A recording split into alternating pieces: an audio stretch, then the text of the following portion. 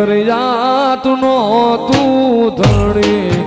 આધાર મારી એક વારી વાળી મારી મેલડી